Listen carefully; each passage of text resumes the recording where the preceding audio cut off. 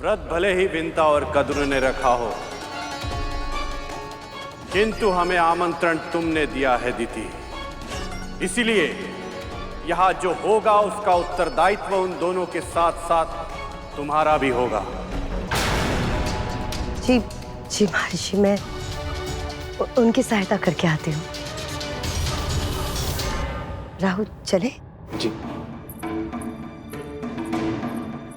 आज हम सब यहाँ महान जीवित पुत्री का व्रत के अनुष्ठान का भोग लेने आए हैं। इसीलिए आप सभी भोजन ग्रहण करने से पहले हम सभी ध्यान लगाकर ओम का उच्चारण करेंगे।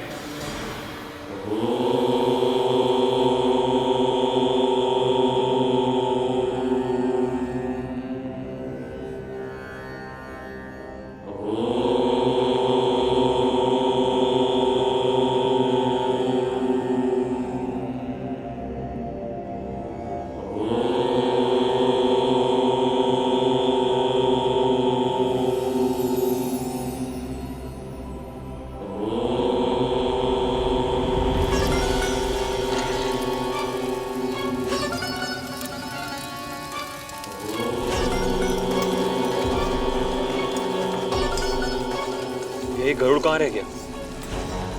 मैं भी यही सोच रहा हूँ कालिया, अभी तक फल लेके क्यों नहीं आए?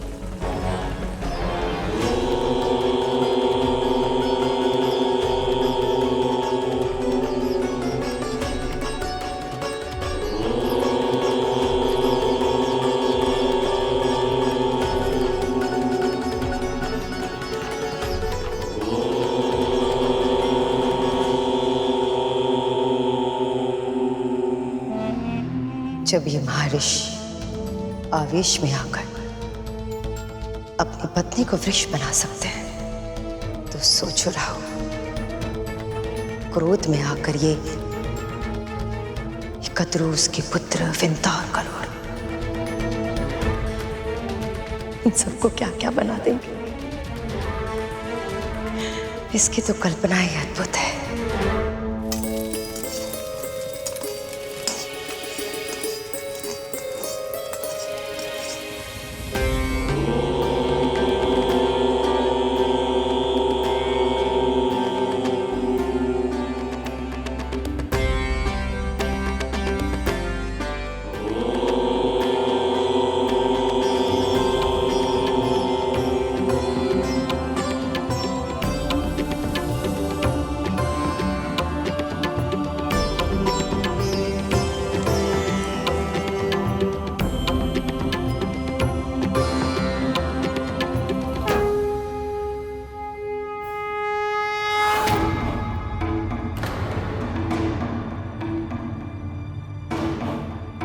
कुछ भोजन भी मिलेगा या ऐसे ही लौटना पड़ेगा? बस अभी आया महर्षि। सब लोग भोजन के लिए आसन ग्रहण कर चुके हैं। हमारे पास 1 सहस्त्र तो क्या 100 लोगों के लिए भी पर्याप्त भोजन नहीं है। जीवित पुत्री का व्रत के भोग में सबसे अधिक आवश्यक है मरुए की रोटी और नूनी का साग, और ये दोनों ही वस्तुएं बहुत सीमित मात्रा में है। अब क्या होगा माँ? अब क्या, इतने कम समय में और कहीं से प्रबंध किया भी नहीं जा सकता। हाँ, कोई ना कोई उपाय तो अवश्य होगा जो केवल आप कर सकती है। मैंने देखा है आपके हाथों में चमत्कार करने की क्षमता है। माँ, मुझे जब भी भूख लगती थी आप कैसे भी करके कोई ना कोई उपाय से मेरे लिए कुछ बना देती थी। माँ, कुछ कीजिए ना माँ, आपसे अपेक्षा है। ये तो तेरा अपनी माँ के लिए स्नेह है गरुड़, तभी तुझे लगता है कि मैं करती हूँ, पर करने वाली तो केवल माँ अन्नपूर्णा है। अन्न की देवी हैं वो। उनकी महिमा इतनी अद्भुत है कि स्वयं महादेव शिव शंकर भी उनके भोजन के लिए भिक्षुक बन गए थे। इसलिए मुझे पूरा विश्वास है, यदि हम पूरे मन से माँ अन्नपूर्णा का ध्यान करें, उनसे प्रार्थना करें, तो हमें हमारे प्रयासों का फल अवश्य मिलेगा। ये सब करने से हमारी समस्या का समाधान कैसे होगा वो मैं नहीं जानती, किंतु हाँ, माँ अन्नपूर्णा अन्न की देवी है। मैं प्रार्थना अवश्य करूंगी उनसे।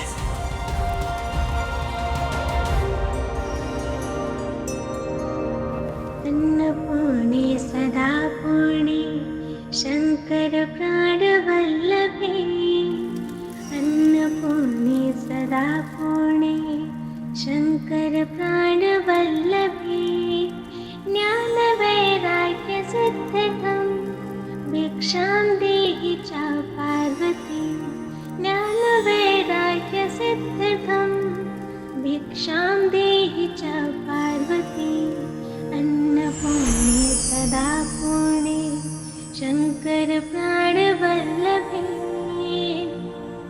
माता च पार्वती देवी पिता देवो महेश्वरा, माता च पार्वती देवी पिता देवो महेश्वरा, बान्धवाशु भक्ताशु स्वदेशो भुवनत्रयम्, बान्धवाशु भक्ताशु स्वदेशो भुवनत्रयम्।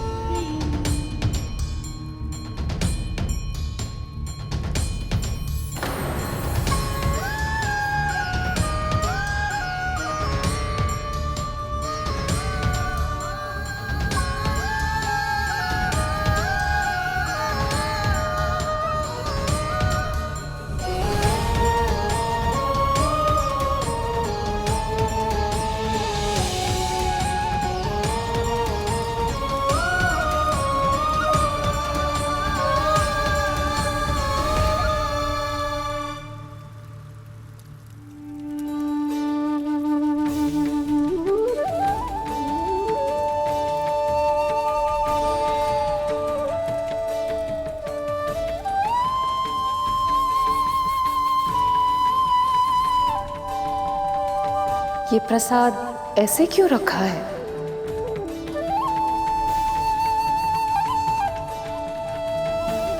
माँ, आप कौन है?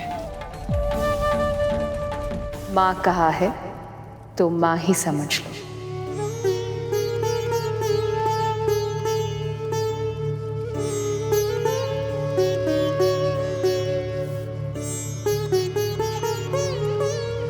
इस प्रसाद को अब खुला मत छोड़ो और इस पत्तों को पूरी तरह हटाए बिना इस करछी से प्रसाद बांटना आरंभ करो। क्या सोच रही हो?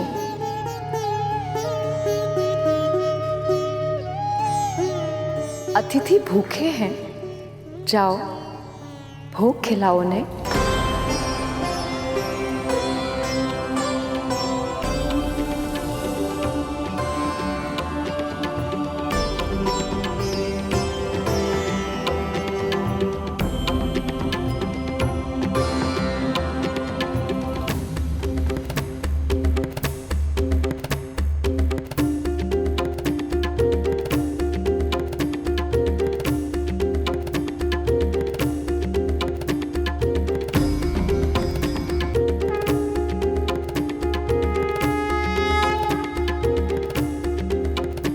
जल्द ही भोग का खाना कम पड़ने लगेगा और क्रोध में आकर ऋषि दुर्वासा इन्हें श्राप दे देंगे।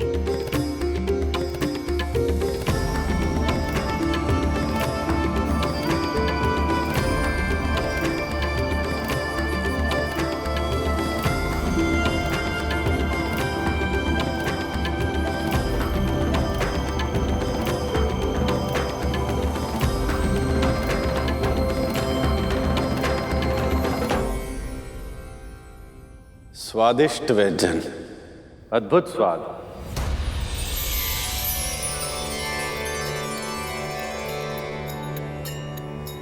और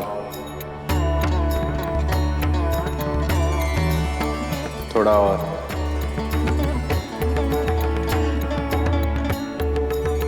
जिस क्रोध की आंधी की आशंका थी वो शीतल व्यार में बदल गई।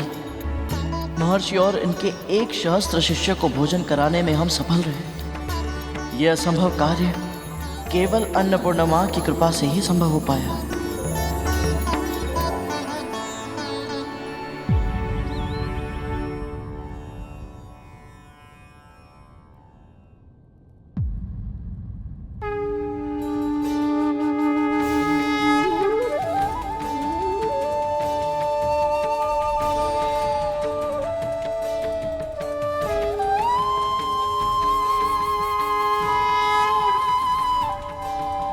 मां अन्नपूर्णा, आप स्वयं आई और हमारे बनाए भोजन को अपना आशीर्वाद दिया। आपकी सदा ही जय हो।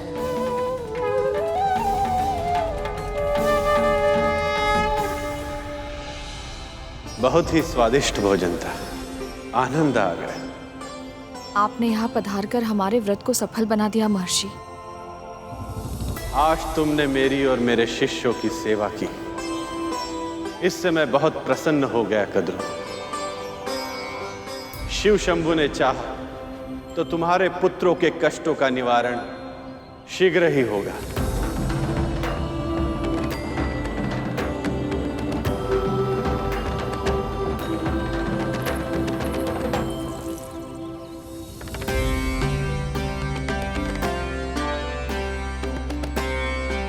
तुम दोनों में अपार संभावना है। शंभु की कृपा से तुम अपनी योग्यता के सबसे ऊंचे शिखर को प्राप्त करो। इतने शक्तिशाली बनो कि संसार तुम्हें सदा स्मरण रखे।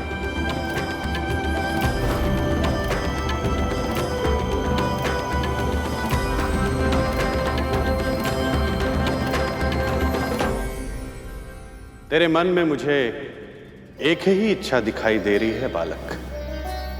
बहुत शीघ्र ही तू उसे पूर्ण करने का मार्ग खोज पाएगा। बस आपका आशीर्वाद सदैव मेरे साथ रहे महर्षि।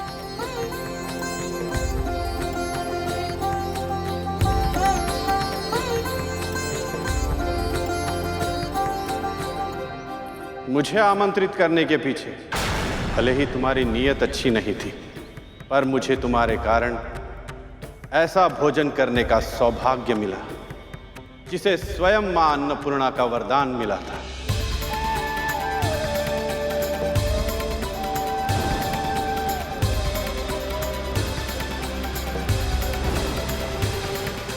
ऐसे महाभोग के बाद क्रोध का शमन हो जाता है और मन परम शांत हो जाता है।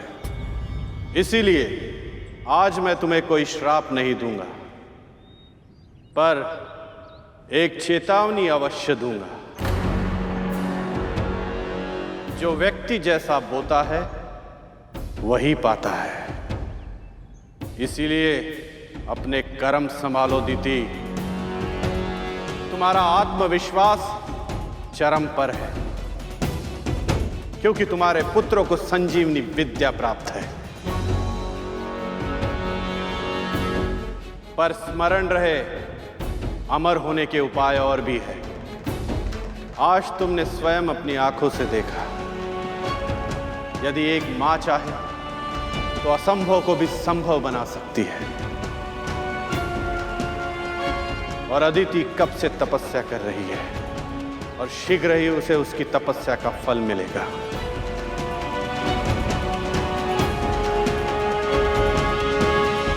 पर उसका परिणाम तुम्हारे पुत्रों के लिए कैसा होगा, यह तुम्हारे कर्मों पर निर्भर करता है।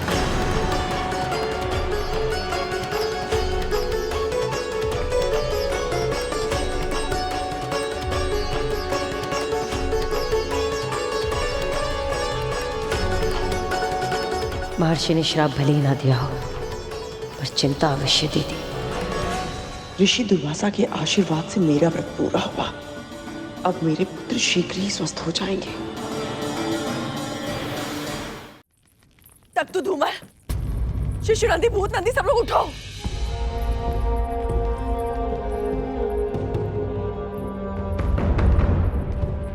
शिशु नंदी, पुत्र उठो, पुत्र। धूमल, धूमल उठ भाई, धूमल उठ। आंखें खोलो उठ भी। सुनते क्यों नहीं हो? देखो हमें। पुत्र, पुत्र, उठ जाओ।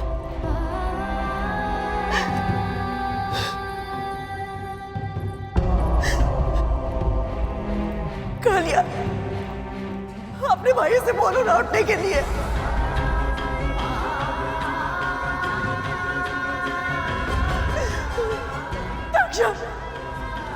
अपने भाइयों को उठाओ ना। तुम्हारी माँ यहाँ पे आई है, उठो ना। विद्या,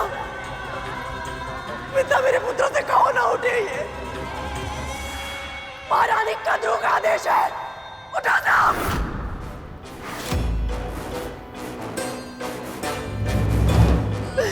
विंदा,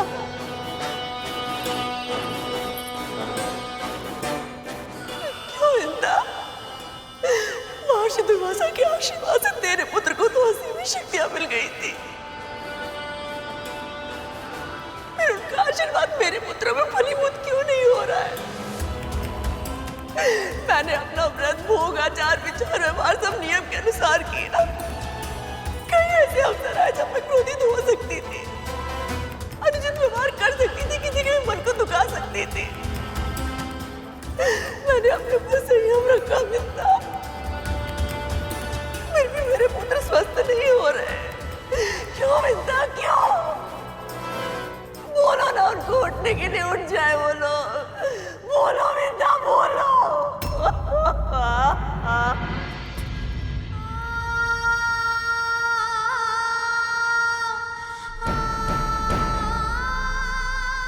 मेरी भक्ति में क्या कमी रह गई विंदा? क्या कमी रह गई? नारायण मुझसे क्यों रुष्ट हो गए विंदा? क्यों रुष्ट हो गए?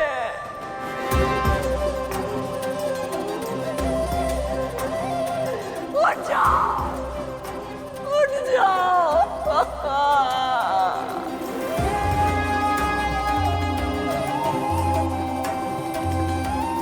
अब हम क्या करें माँ? हम सभी की आशा इस व्रत पर टिकी हुई थी।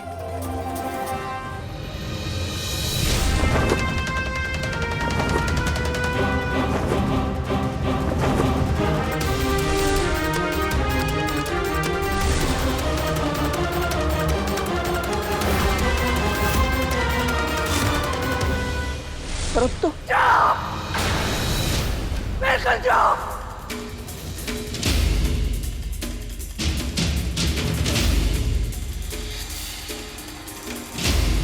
मुझसे क्या पूछ रहा है?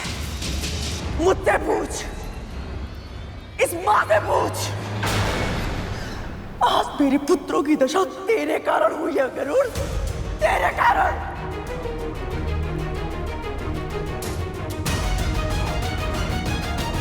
यदि मेरे पुत्रों के प्राण चले गए, उनकी हत्या का पाप तुझ पे लगेगा।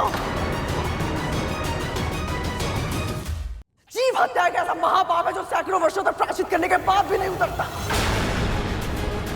और तू तो प्रायश्चित कर भी नहीं पाएगा। तू अपनी मां को संसार का सारा सुख देना चाहता था ना? यदि आज के बाद मेरे पुत्रों ने मुझे मां कहकर नहीं पुकारा, तो तेरी मां के जीवन में दुखों के अतिरिक्त कुछ नहीं बचेगा।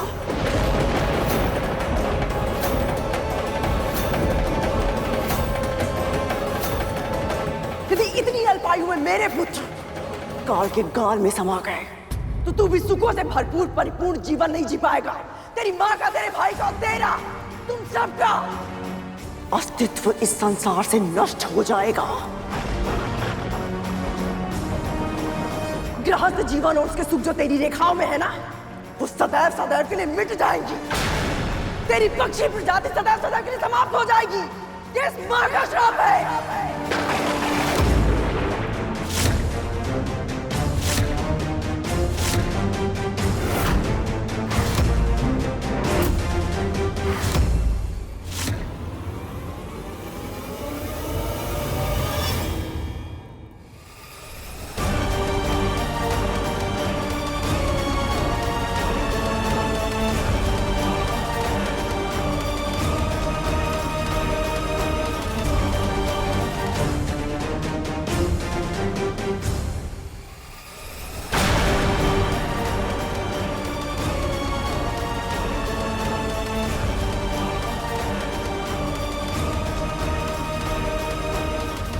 तेरी पक्षी प्रजाति सदा सदा के लिए समाप्त हो जाएगी। ये इस मां का श्राप है।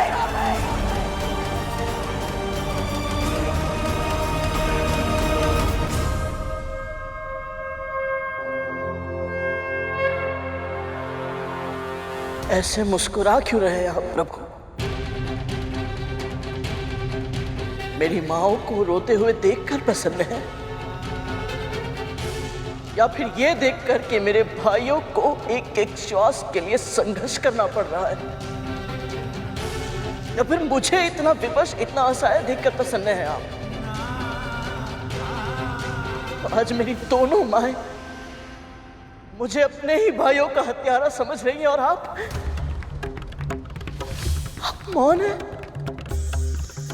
क्यों प्रभु? आपकी बनाई इस धरती पर, आपके द्वारा संचालित संसार में जो कुछ हो रहा है उसे देखकर शांत कैसे रह सकते हैं आप? मेरी मां सदैव कहती है कि भगवान भक्तों के सुख से सुखी रहते हैं और दुख से दुखी। परंतु आज मेरे परिवार पर दुख का पहाड़ गिर चुका है और आप अब सुख में लीन है। क्यों आपकी तपस्या, आपका ध्यान भंग नहीं हो रहा? क्यों आप हमारी पीड़ा को नहीं समझ रहे प्रभु? क्यों आपको हमारा दुख दिखाई नहीं दे रहा? परंतु आज आपको मेरे सभी प्रश्नों का उत्तर देना ही होगा। आज आप मौन नहीं रह सकते।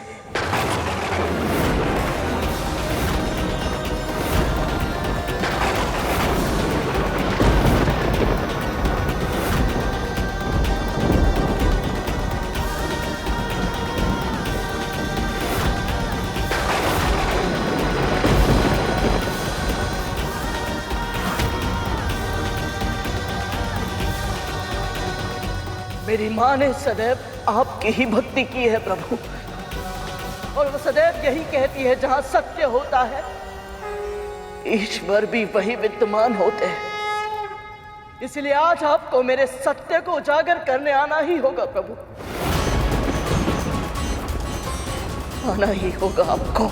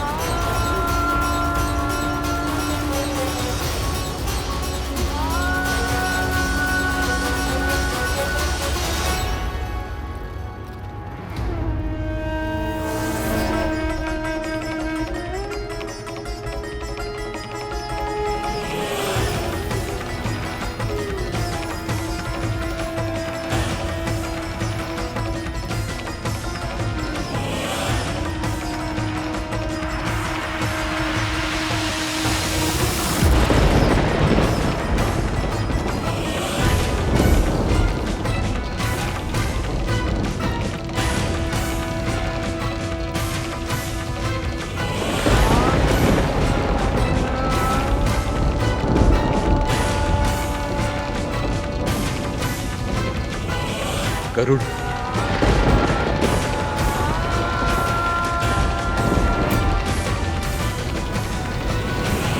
गरुड़,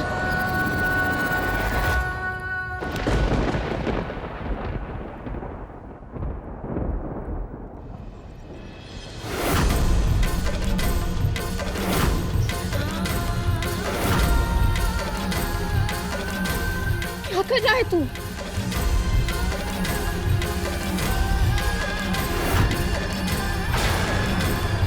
गरुड़, स्वयं को कष्ट देने से क्या होगा? तेरा हाथ जलने से तेरे नाक भाइयों के घाव भर जाएंगे।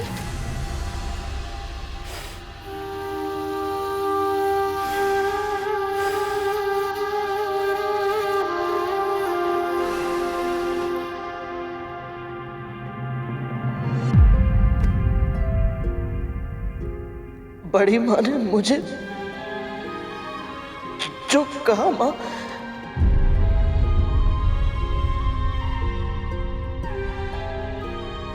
चुप हो जा पुत्र, चुप हो जा।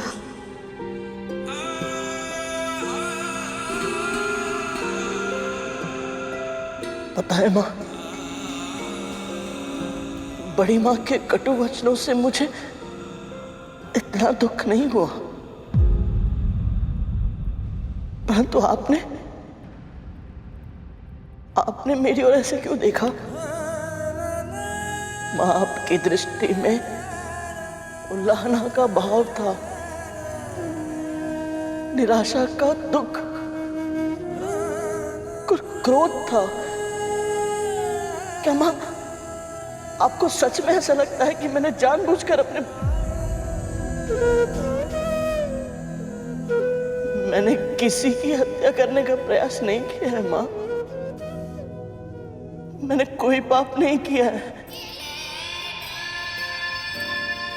तेरी माँ तुझे अच्छी तरह जानती है।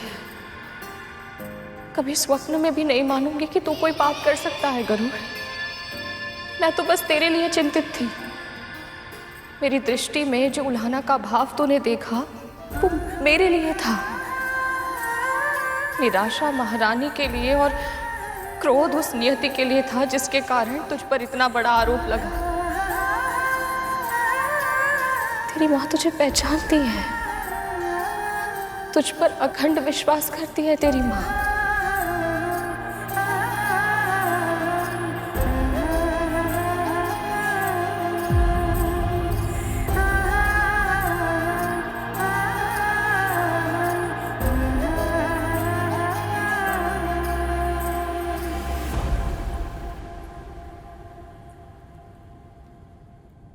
आप ऐसा नहीं कर सकते प्रभु। जानती हूं मैं, वरदान देने से पहले आप सदैव अपने भक्तों की परीक्षा लेते हैं ताकि उस प्रक्रिया के माध्यम से हम स्वयं को आपके आशीर्वाद योग्य बना पाए। पर एक माँ की इतनी बड़ी परीक्षा तो आप भी नहीं ले सकते। ये अधिकार आपको भी नहीं है नारायण।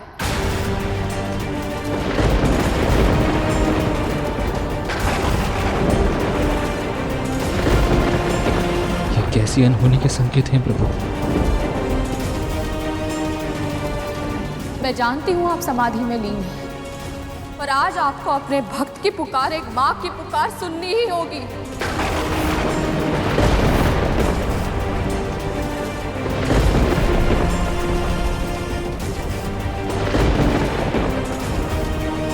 मैंने और मेरे पुत्र ने मन से, वचन से, कर्म से कभी किसी का अहित नहीं किया, और इसका साक्षी और कोई हो ना हो आप स्वयं है नारायण। फिर भी आज मेरे पुत्र के मस्तक पर जीव हत्या का कलंक लग रहा है। एक दुखी माँ ने क्रोध में आकर उसे ऐसा भयानक श्राप दे दिया जिससे उसका पूरा जीवन प्रभावित हो जाएगा।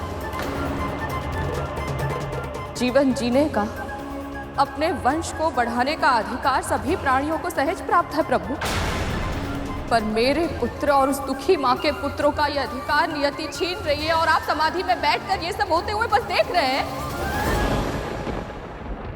नहीं प्रभु, ये अन्याय नहीं होने दे सकते आप। आपको सत्य का साथ देना ही होगा।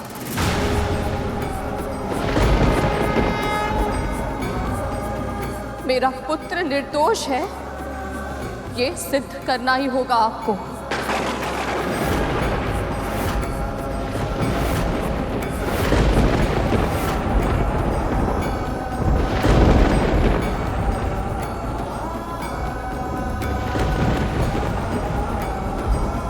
आप ही ने माँ को सबसे अलग बनाया है ना प्रभु।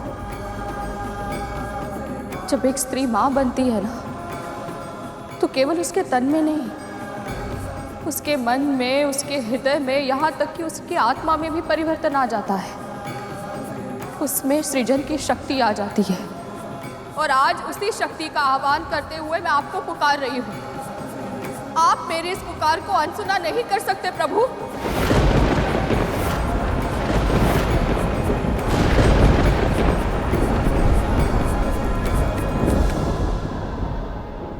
जब किसी बालक को चोट लगती है ना, तो उसके मुंह से सबसे पहले जो शब्द निकलता है वो माँ होता है, क्योंकि उसे पूरा विश्वास है यदि उसकी माँ उसके साथ है, वो उसके लिए प्रार्थना करती है, तो कोई संकट उसे छू भी नहीं पाएगा। आज यदि आपने मेरी विनती को अनसुना कर दिया ना प्रभु, तो सभी बालकों का अपनी माँ से विश्वास उठ जाएगा। और यदि ऐसा हुआ तो भक्तों का अपने भगवान के ऊपर विश्वास कैसे बचेगा नारायण? आपकी सृष्टि का आधार ही डगमगा जाएगा।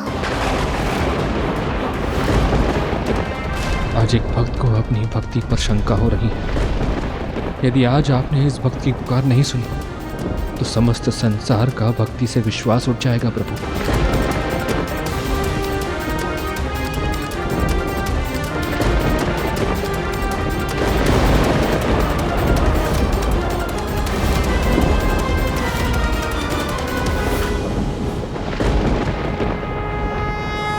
प्रभु, मेरी माँ, मेरी गुरु, आपकी महान भक्त आपको पुकार रही है।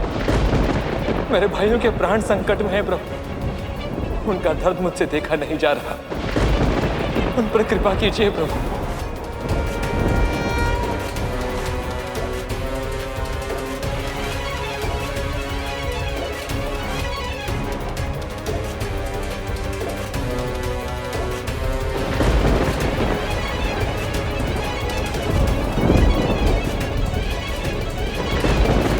अब तो कृपा कीजिए प्रभु।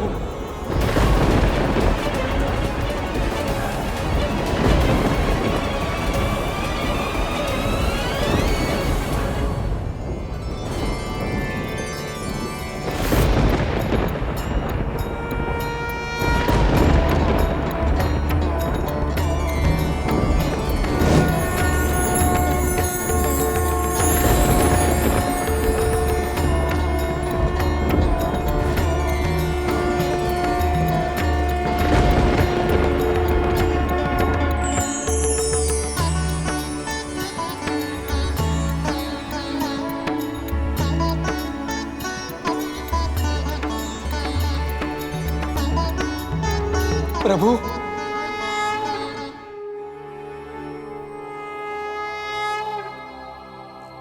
शेषनाग, मैं तुम्हारी श्रद्धा और धैर्य से बहुत प्रसन्न हूं। कहो, क्या वरदान चाहिए? आपके मुख से मेरा नाम सुन के ही मैं धन्य हो गया प्रभु।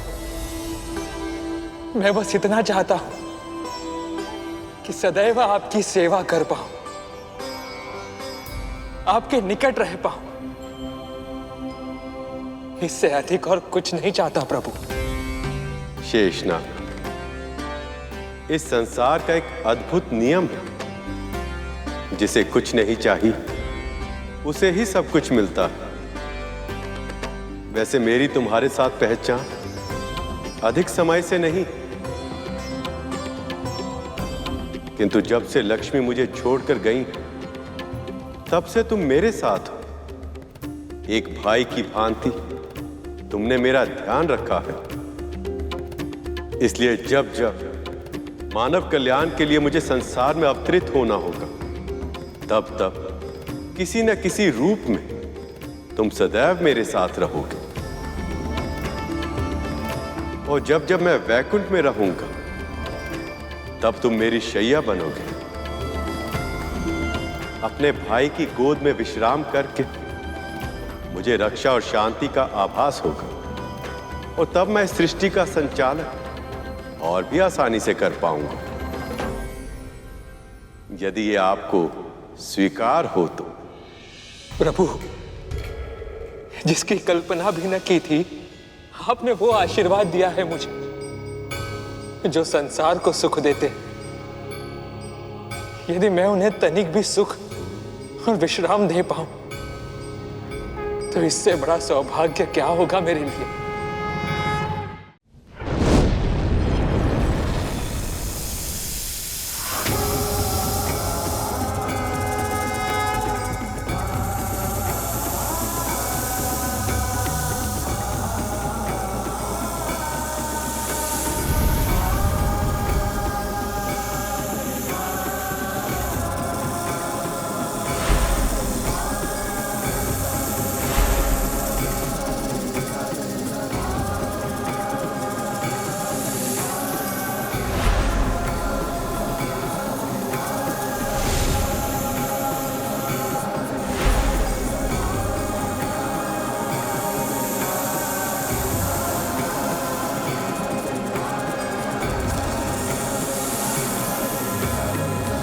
शेषनाग, तुम मेरी शैया तो बन गए, किंतु तुम्हारा हृदय इतनी तीव्र गति से धड़क रहा है कि मैं विश्राम नहीं कर पा रहा हूं। बताओ, तुम्हारा हृदय इतना विचलित क्यों है?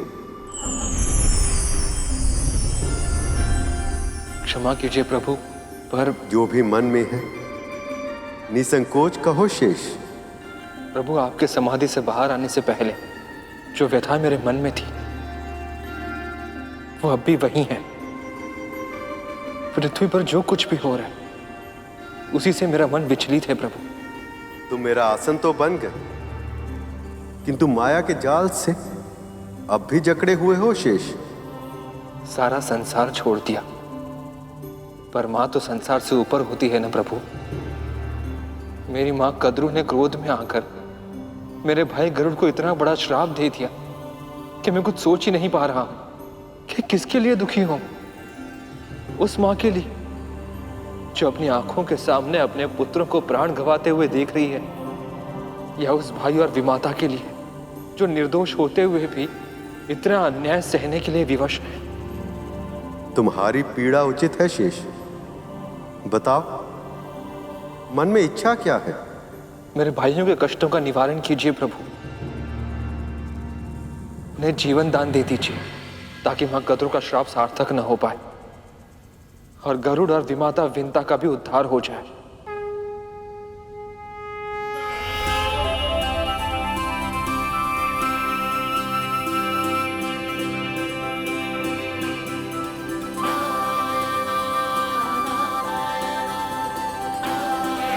आज आपको भक्तों की सहायता करने आना ही होगा प्रभु, अन्यथा मैं कभी आपकी पूजा नहीं करूंगी। आप पर से मेरी आस्था खत्म हो जाएगी। प्रभु, आपको आना ही होगा, आना ही होगा आपको।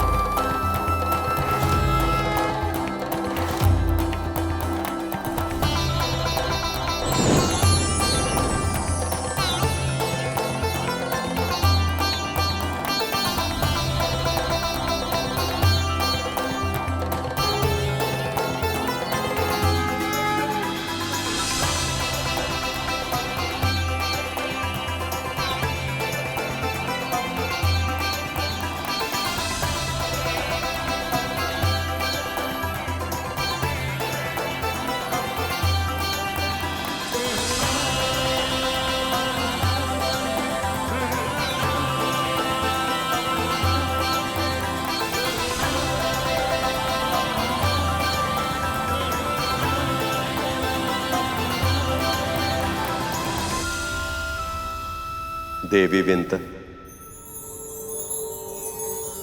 आपने सही कहा था। सृजन की शक्ति होने के कारण इस सृष्टि में एक मां का स्थान ईश्वर से भी ऊंचा होता है। जब एक मां पुकारती है तो ईश्वर को भी आना पड़ता है।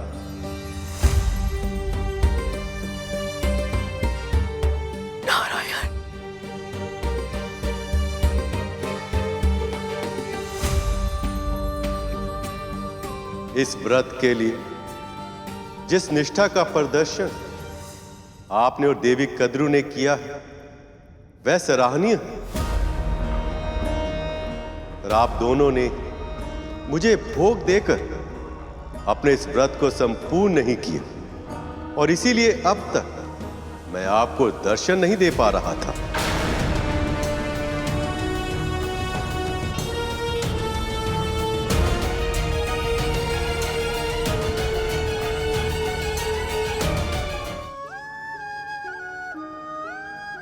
मैं अभिलाई प्रभु।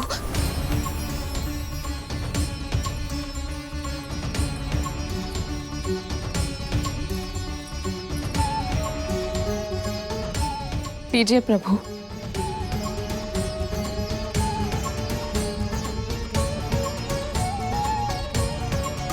न जाने ये भीषण भूल कैसे हो गई, हमें क्षमा कर दीजिए। ममता के आवेग में हुई भूल नहीं कहलाती। मैं तो वैसे ही प्रेम का भूखा हूं। जिस प्रेम और अधिकार से आपने और आपके पुत्र ने अपने मन की बातें मुझसे कही हैं, मेरा मन तो उसी से भर आया है। देवी कद्रू, आप दोनों का व्रत सफल हुआ। अब आपको इसका फल मिलेगा। आपकी इच्छा अवश्य पूरी होगी। उठिए, आंखें खोलिए कद्रूनंदन, आंखें खोलिए कद्रूनंदन, आंखें खोलिए कद्रूनंदन, आंखें खोलिए कद्रूनंदन।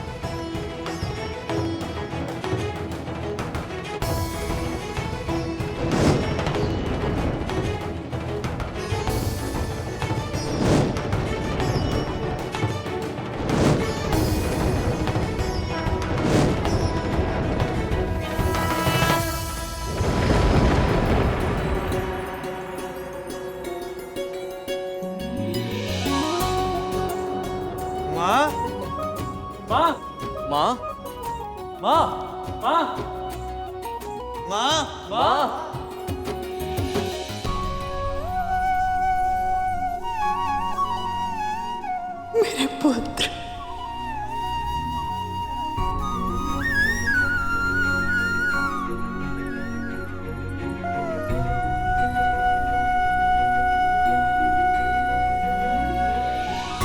प्रभु, इस व्रत को सफल बनाने के लिए गरुड़ ने जो प्रयास किए हैं, उनके प्रभाव से इसका प्रायश्चित पूरा हुआ। वैसे भी सभी नाग जीवित हैं, इसलिए जीव हत्या ना होने के कारण देवी कद्रू का श्राप भी फलीभूत नहीं होगा। जिसके जीवन के लक्ष्य बड़े हों, उसके मार्ग में समस्याएं भी अधिक आती हैं। तैयार हो जाओ गरुड़, अब तुम्हारे मार्ग में शीघ्र ही अनेक बाधा विघ्न आएंगे, अनेक परीक्षाएं होंगी, पर स्मरण रहे, स्वर्ण अग्नि में तपकर ही कुंदन बनता है।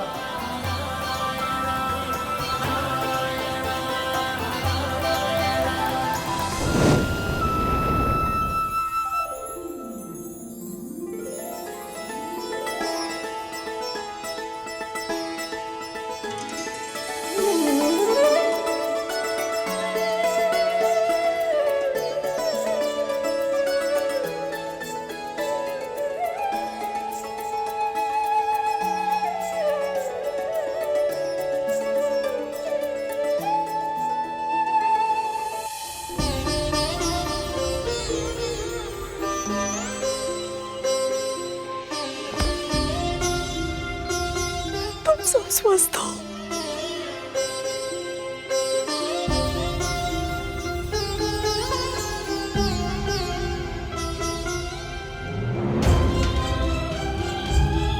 आज के बाद कोई भी आपदा या विपदा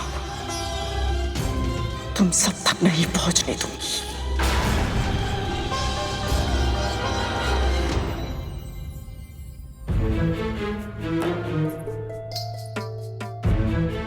दीर्घायु।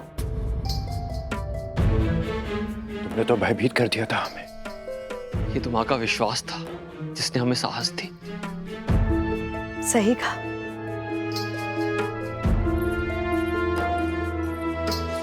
कद्रू, जितना कठिन तुम्हारा व्रत था उतनी ही निष्ठा से निभाया तुमने। ये तुम्हारे ही व्रत का फल है जो तुम अपने पुत्र को यम के फंदे से बचा कर ले आए। ये चमत्कार केवल तुम ही कर सकती थी कद्रू। यम के फंदे से?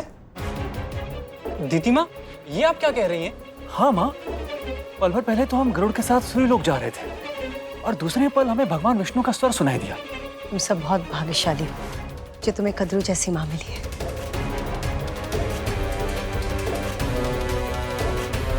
इसकी प्रार्थनाओं के कारण आज तुम सब जीवित हो, वरना वो विंता और गरुड़, उसके कारण तो तुम सब लगभग मर ही चुके थे।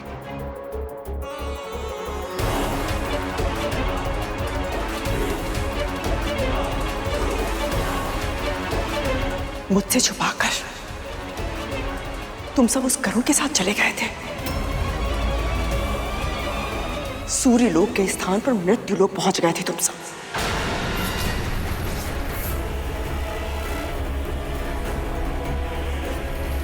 इस बार तो मैंने तुम सबको सुरक्षित कर लिया, किंतु अगली बार ऐसा कुछ मत करना। अब ऐसा नहीं होगा माँ। हाँ माँ, हम आपकी आज्ञा के बिना कहीं नहीं जाएंगे माँ।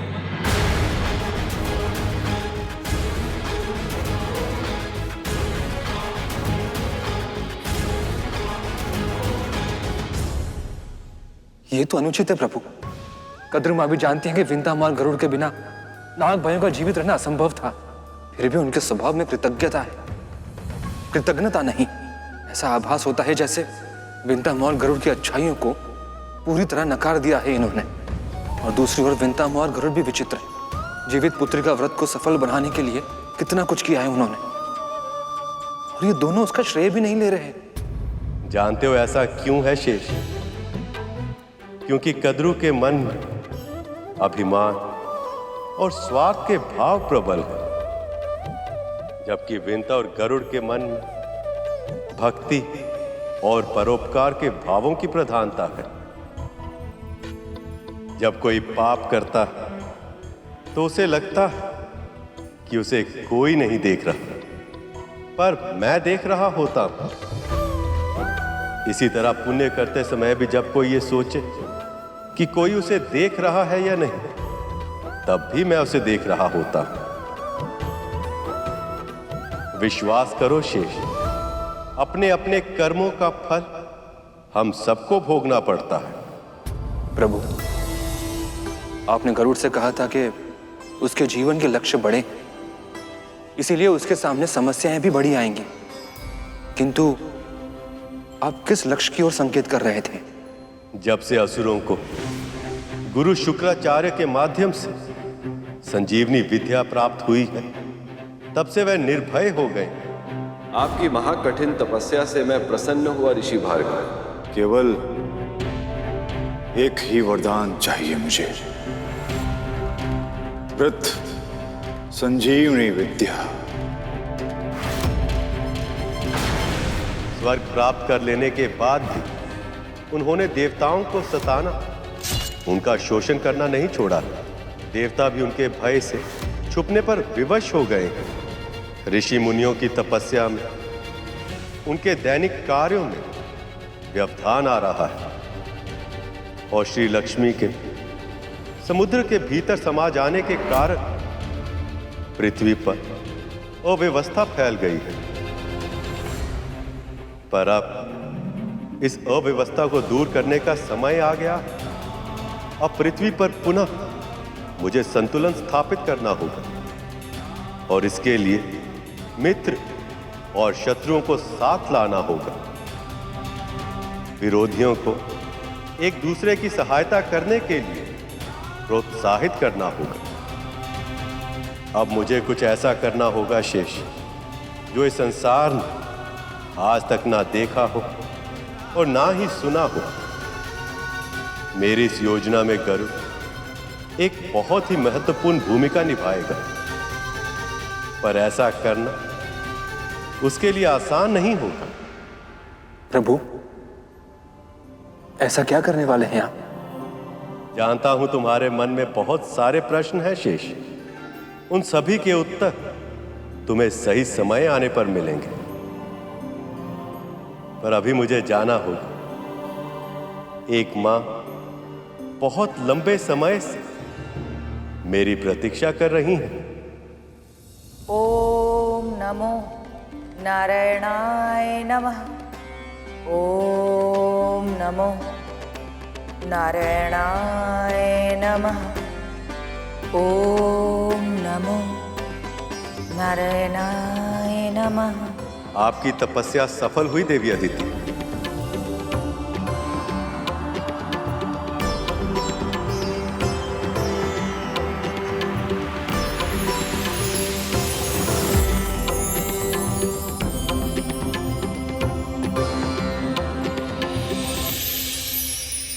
देवी अदिति, देवी अदिति, देवी अदिति, देवी अदिति।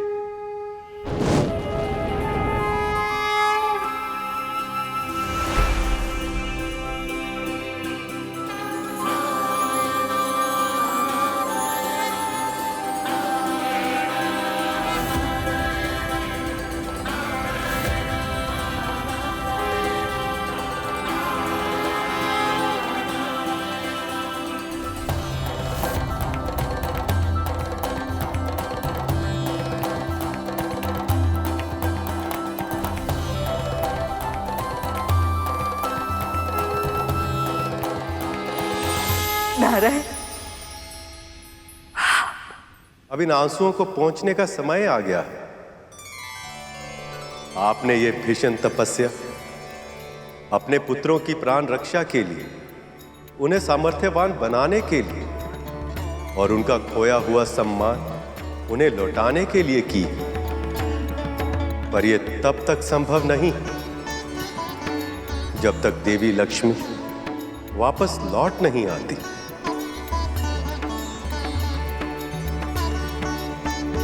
ये अपराध मेरा है प्रभु। मैं ही अपने पुत्र को अहंकार से नहीं बचा पाई, जिसके कारण महर्षि दुर्वासा का श्राप मिला।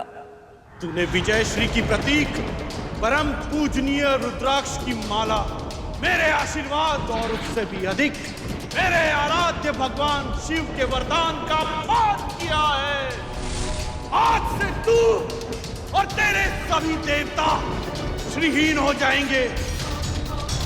तेरा ऐश्वर्य भूमि में मिल जाएगा, श्री समुद्र में चली जाएगी। ये मेरा श्राप है तुझे। और आप और देवी लक्ष्मी विरह की असहनीय पीड़ा सहने पर विवश हो गए। देवी अदिति, पुत्र की भूल के लिए आप स्वयं को अपराधी मत मानिए।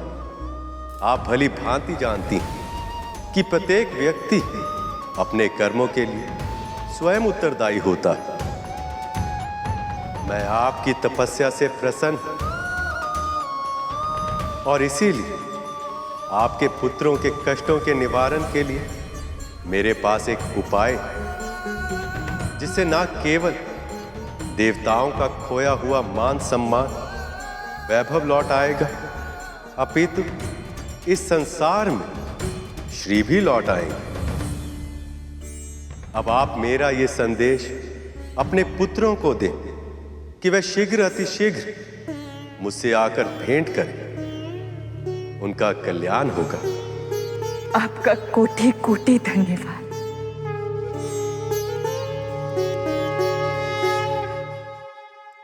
आपके मन में कोई और दुविधा भी है? निसंकोच कहिए देवी। प्रभु, मुझे ऐसा आभास हो रहा है कि मेरी तपस्या के सफल होने का कारण कोई और भी है, कोई ऐसा जो मेरी रक्षा कर रहा था।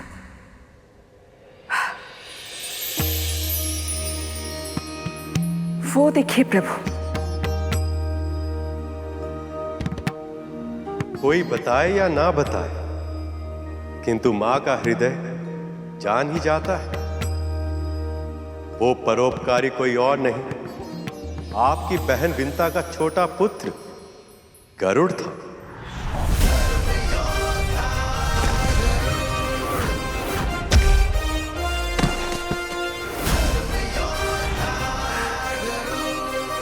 गरुड़? उसने अपने हित का विचार किए बिना असुरों के आक्रमण से आपकी रक्षा की। भविष्य में भी आपके पुत्रों की सफलता के लिए उसका साथ आवश्यक होगा।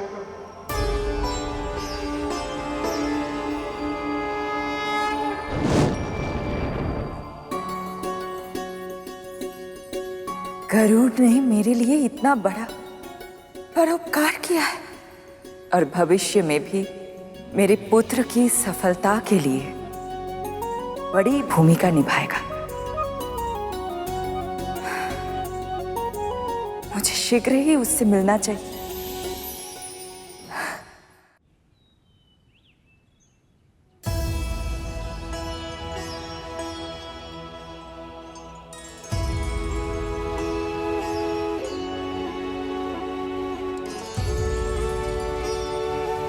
माँ,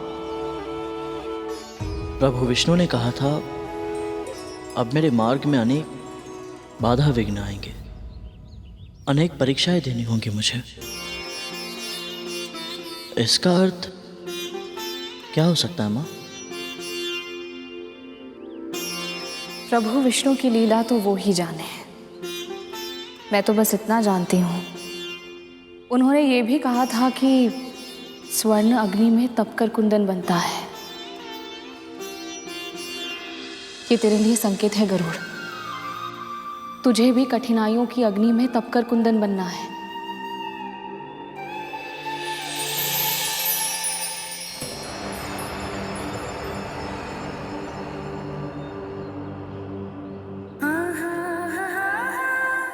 मैं पूरा प्रयास करूंगा माँ। आपकी आशाओं पर खरा उतरूंगा मैं। मुझे विश्वास है। बस कभी भी अपने भीतर मैं की भावना अर्थात अहंकार मत आने देना। सदैव यही मानना कि जो हो रहा है वो करने वाले प्रभु विष्णु ही हैं। तो केवल माध्यम है और कुछ नहीं।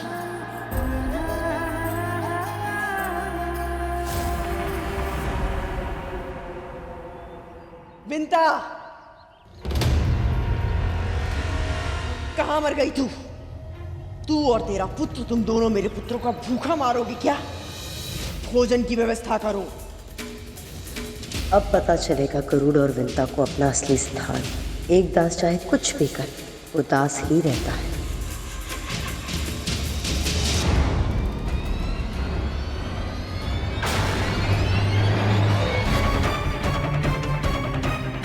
जी क्या कदरू की इतनी तीखी बातों पर भी इनका कोई असर नहीं हुआ?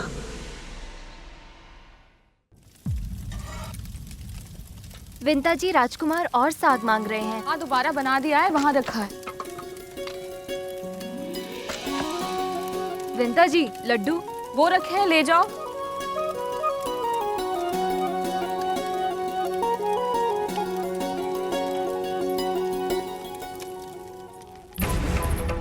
छोटा सा कार्य करने में इतना समय।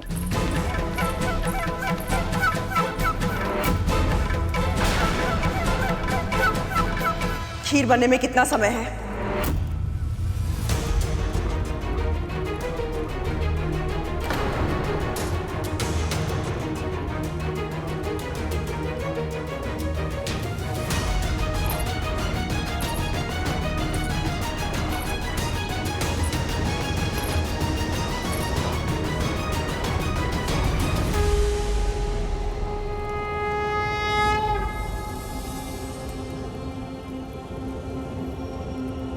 बस तुम्हारी खीर की प्रतीक्षा है विंता।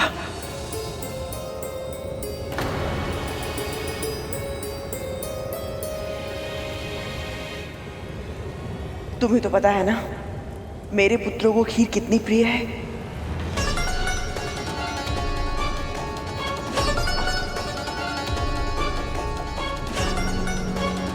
कदरू का तो स्वर ही बदल गया। ऐसा क्या हो गया पल भर में?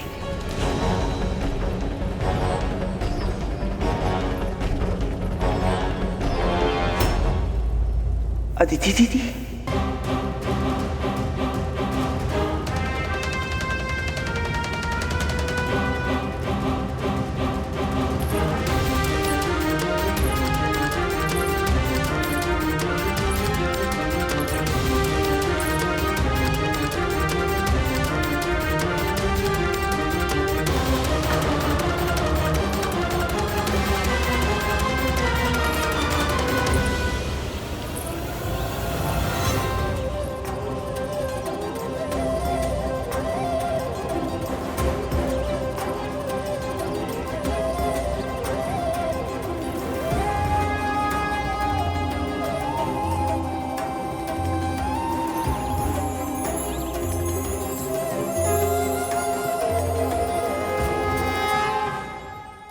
पक्षीराज गरुड़ के साहस भरे कारनामे देखने के लिए चैनल को सब्सक्राइब करें और साथ ही बेल आइकॉन दबाना न भूलें।